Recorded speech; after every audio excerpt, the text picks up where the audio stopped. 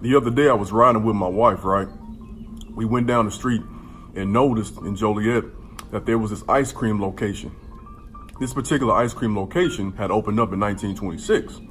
And me being a history teacher with a particular interest in Black history, I'm always judging years based on like what was going on in history during that time, particularly as it affects Black folks. So I'm like, ooh, 1926. Whew, we was really dealing with it then, you feel me? You know?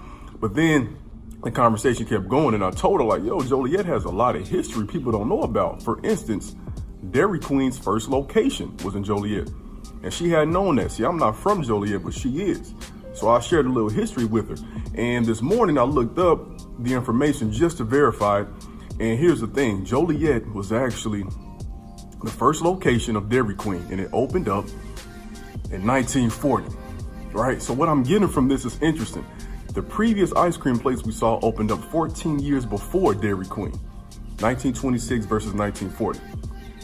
However, only one of these locations is known across the world and is world renowned as being one of the greatest ice cream shops ever. It's Dairy Queen. What's the point?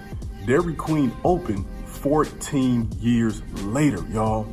Well, look at their finish. They ain't done yet, but I'm just trying to make a point to you. Look at where they are. See, it doesn't matter when you begin. It doesn't matter where you begin. Just begin. Just get started. And you'll fill in all the gaps. They may have started when they were 26. You may not start until you're 40.